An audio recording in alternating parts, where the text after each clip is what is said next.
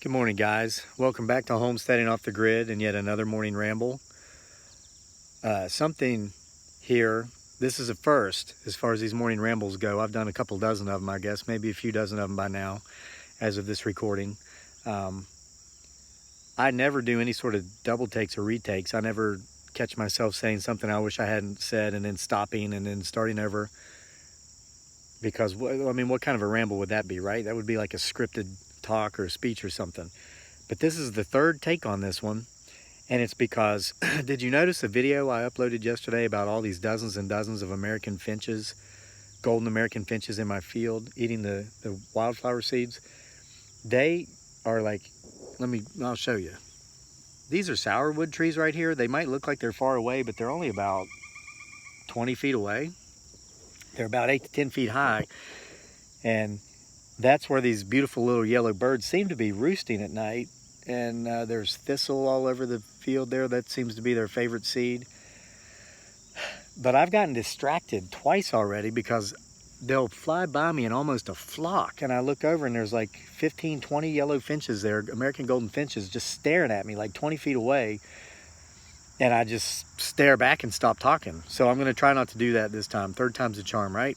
And there's gray squirrels jumping around in these tree limbs back here behind me. So I hear them, I'm like, what's coming out of the woods? Is it that 300-pound bear that we've had here this summer? But it's squirrels, and then there's deer everywhere. So anyway, broadcasting to you live as of now. Of course, this is uploaded by the time you watch it, so it's not so live. It's like tape delay. But like from a freaking nature preserve, it seems like. There's another finch. I'm not gonna look, I'm not gonna look. They're my favorite birds. Them and the eastern bluebirds, those are beautiful too. So anyway, I wanna thank each and every single one of you who are watching and who have subscribed to our channel, because yesterday, August 19, 2018, we hit 50,000 subscribers. Thank you so much from the bottom of our hearts. It took us over a year to get to 1,000 subscribers. It took us like a year and a half. And now we started and then kind of stopped for a while and then got back into it. But even once we got back into it, it was coming slow. We would get excited when we get 10 subscribers a day, all through like January, February, March of this year. If we got 10 subscribers a day, we were like, yeah, we got 10 subscribers. But then like the last 6 weeks, 8 weeks, boom, it's been crazy. We have you guys to thank. Gosh, those birds are so beautiful. They land over there in a big flock again. I'm going to get it for you. So hopefully it happens. So Dearly and I were talking last night, and we're like, how did this happen? Neither of us had any idea. I mean, we know we've been working hard. We know even when I was working there at the post office, oh my goodness, pileated woodpecker. Check that out. Can you see it? I hope you can see it in the screen. There's two of them that live over there right where yep, and there's its partner. See it? Can you see that in the screen? I think they live in that tree, somewhere along that tree line there, because they're always coming and going back and forth. And we've had them here. They were here when we moved in. 2 years ago next week, we've been here 2 years. And this couple of pileated woodpeckers have been here the whole time. Gosh, it's amazing. Look at me digressing again. Look at that little American golden finch. And there's another pileated woodpecker. That's number 3. Maybe that's the second generation. But my gosh, let's see if I can zoom in on that guy. Sorry guys, I'm trying to well, whatever. He's over there. I'm trying to stay on topic here, but I can't. There's just so much wildlife around here. There's deer walking around down there in my front yard. Okay, 50,000 subscribers. We don't know how it happened. Thank you, thank you, thank you. You're how it happened. You click subscribe and you hit the bell thing that lets you know when we make another video and you come and you watch. But I'm going to be honest, I'm going to be truthful here. We don't know much about homesteading. You guys know that as much as we do. A lot of the things we do here, we do them the way we do them because you guys have taught us how to do them. Like just even like the chop and drop weeding method, we made a video about that last week. We spent almost the first 2 years out here cutting weeds and moving them and hauling them off and dumping them in the woods until you guys came out and said, don't do that. You explained chop and drop. I mean, dozens and dozens of you. I guess my point I'm trying to make here is that this has been such an amazing ride because homesteading is what we want to do and we're working toward that. We're planting the gardens, we're getting the chickens, we're close to getting either goats or sheep or both. And we've got all these ideas in our heads where to put fences and pens and where to build an actual small barn. It's happening and it's working, and it's because of you folks. We have you to thank. You've given us gardening tips. So this is so neat to see this symbiotic relationship thing forming here. Well, it's already there, but we're watching our homestead evolve by us kind of being here, almost like we're taking directions from a lot of you folks who have been doing this type of thing for many, many years, and we're very appreciative of the advice you give and the way you give it. You know, those of you who are here, you don't say, oh, you're stupid, you're not a real homesteader, blah, blah, blah. You say, hey, I like what you guys are doing, but try it this way. This is how we do it. And those are the people we listen to, and those are the ways we try to do things differently, and those are the things that have been working for us. So thank you. We know that's been working for us. But to get to 50K, especially like in almost 2 months after working very, very hard for 2 years, 18 months at this channel, it's just... So I thought maybe if I didn't have the answer, I would take to the internet and think of a couple guys who seem to be kind of wise. Well, actually one guy I was thinking of in my head. And then I came across another guy who, ironically, I'm reading a biography about him right now. I'm looking for the answer. I don't think I found the answer, but I found a couple of insights I'm going to share with you. Okay, I know that Dearly and Daniel and I have been working very hard at what we've been doing here. And I heard many years ago that there was a saying out there that says, the harder I work, the luckier I get. Because a lot of people think success is just luck. You get lucky or you know the right people. I've never thought that, and I never will.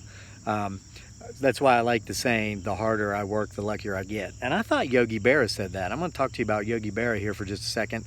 But it was actually, when I Googled this, I found out it was Thomas Jefferson that said it. And this is ironic for many reasons because, number one, I live in Albemarle County, Virginia, right outside of Charlottesville, and as you know, that was the home of Thomas Jefferson. He started UVA. He started so many things, like the Constitution of the United States. And it's ironic too because I'm reading a book called Jefferson, Architect of American Liberty. I've waited years for this book, or a book like this, to come out. You know, I'm an avid reader. I write. I'm a writer, so reading is part of my job. You've got to read a lot and write a lot if you want to be even halfway decent, which I'm not yet.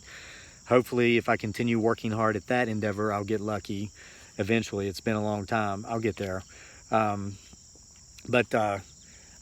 This book, and I've just started a couple days ago. I'm almost 60 pages into it. And so far, it has what I wanted. What I wanted was a presentation, an outline of Jefferson's life and his past and his history without somebody picking sides of, you know, either he's the evil slave master or he's the innocent guy who was just doing what everybody else was doing in his time.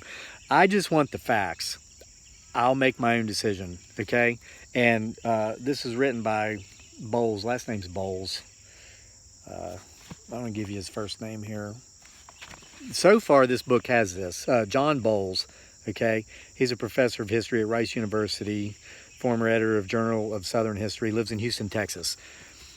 It's so hard to find nonfiction books that aren't slanted in one direction or the other. And I've read a lot of biographies on other presidents and other people. It's hard to find, trust me. And I'll get part of the way through one, and once I see it's slanted in a certain direction, I'll stop reading it. I've thrown them in the fire before and burn them. That's terrible, right? That sounds like the opposite of what somebody who appreciates literature and the written word should do. Burn a book. You know, it's not the book, it's not the paper, it's not the print, it's the content. And sometimes it's not a book, sometimes it's kindling. So I've done it. Okay. So anyway, Thomas Jefferson is actually who said, the harder I work, the luckier I get. I thought it was Yogi Berra, but it wasn't. It was Thomas Jefferson. But here's a couple things Yogi Berra did say. You guys know who Yogi Berra was. He played for the Yankees. He was in, and I got this morning when I was Googling this. He was in 18 World Series games. He won 10 of them. So he was an excellent, very great baseball player, but he's most notably known for a lot of what's called yogiisms. He just kind of said things that were off the wall that sounded like they didn't make any sense, but if you thought about it, they actually make perfect sense because they were very deep. Yogi Berra was a very wise man. They're funny, some of them, but I'm going to read you. I wrote down 6 of them. I'm going to read you 5, and I'm going to read you the 6th one because I think I did find the answer as to how we got to 50,000 subscribers. and I wanted to share it with you and see if you think I'm right or not. Okay, here's some yogiisms. I found a list of 50. I wrote down 6, but here's one. Number 1, when you come to a fork in the road, take it. I mean, he's right? That sounds funny. And that kind of reminded me of something that Teddy Roosevelt used to say. It was about making a decision. Because think about it, you come to a fork in the road, you can go one way or the other. A lot of people don't take it, they freeze up and they stop and they don't take the fork and they never get anywhere. Teddy Roosevelt said when it comes to making a decision, the best thing you can do is make the right decision. The second best thing you can do is make the wrong decision. But the worst thing you can do is make no decision. So, I mean, that's kind of what Yogi Bear is saying here. When you come to a fork in the road, take it. Make a decision. Okay. Number 2, and I like this. This is spot on. He says, you can observe a lot just by watching. And a lot of people laugh. You know, the people who think an 18-minute video is too long to watch and should be, the story should be told in 2 minutes. They'd never get this. But those of you who set out the 18-minute long videos and get it, you get this. You can observe a lot just from watching. It's deep. Okay, number 3. I like this. He says, no one goes there nowadays because it's too crowded. Number 4, I can relate to this one because now that I'm not working at the job I hated that made me miserable anymore, and I'm here on the homestead with my family doing what I love, being with my family, trying to learn how to homestead. There goes that pileated woodpecker again, one of them. They must be having a family reunion over there. And then also I'm reading and I'm writing and all these things. I'm also taking my naps. So I can relate to this one. Yogi Berra said, I usually take a 2-hour nap from 1 to 4. That sounds a lot like my 2-hour nap. I tell Dearly and Daniel I'm going to go upstairs or come out in the hammock in the backyard and take a nap. I say I'm going to try to sleep for a couple hours. I go out at 1 and usually mosey in around 4. I like this one. Number 5, he said, I never said most of the things I said. Isn't that funny? Him and Abraham Lincoln have that in common. You've probably seen the meme where it says, just because you see the picture of a famous person and a quotation beside it doesn't mean that's who actually said it. That's on a picture, on a meme of a picture of Abraham Lincoln. Okay, now, here we go. This is I think I found through a yogiism how I got to 50,000 subscribers, how we got, me and Dearly and Daniel and every single one of you who subscribed. Yogi Berra, he was asked about his yogiisms once, and he said a lot of guys go, hey Yog, say a yogiism. And I tell them, I don't know any. They want me to make one up. I don't make them up. I don't even know when I say it. They're the truth, and it is the truth. I don't know. So guys, that's the answer. I honestly don't know. We just, we try to do 2 or 3 videos a day. Usually it's just us doing whatever we're doing here around the homestead, whether it's something in the garden, whether it's working on weeds and implementing a technique you guys taught us, trying to help some other people who might be out there spending a lot of time doing things in less productive ways like we were until you guys helped us. And sometimes it's just my wife and kid playing in the rain.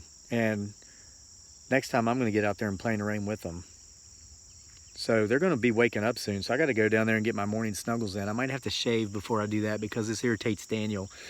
He's just a couple days away from starting school again this year. But so guys, main points here. Number 1, thank you for helping us achieve. This is a pretty big monumental step, I guess, getting to 50,000 subscribers on YouTube. We did it because you clicked subscribe. Thank you. Now, we're at a fork in the road. And so I'm taking Yogi Berra's advice. The fork, we go one way, we can kind of keep doing what we've been doing and do the family thing, which we're going to do anyway, whether recorded or not, and try to become like better, more knowledgeable homesteaders. The other fork says we can kind of keep doing what we're doing, go the same direction, and sounds like the same fork, doesn't it? Well, I guess it kind of is, because what I have learned in life is that if it ain't broken, don't break it. Give us some feedback, guys. Let us know what to do. I do have one question. If you have goats or sheep or both, or if you've ever experimented with those, a lot of people have commented we should get, man, these birds are beautiful. They said we should get sheep instead of goats. If you know anything about that, let us know. I've been watching videos on YouTube from other people that do it. It's like 6 of one, half a dozen of the other. It seems like people have personal preferences. So if you have any ideas on that, let us know before we go out and actually buy a living, breathing creature that we're going to be caring for. But again, thank you. I mean, I'm not so sure there's any wisdom in anything I've said here this morning. But I just wanted to say thanks, I guess. I mean, we're at 50,000. It seems amazing. Maybe we'll get to 100, maybe we won't. We're going to keep doing what we're doing, whether we do or whether we don't. We enjoy it. And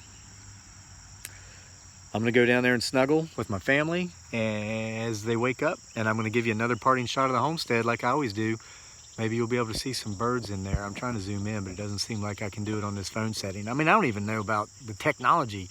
Most of these videos are made on my wife's obsolete iPhone. It's like 4 years old that we can't even get internet service on, and a $3 digital camera we bought at a thrift store.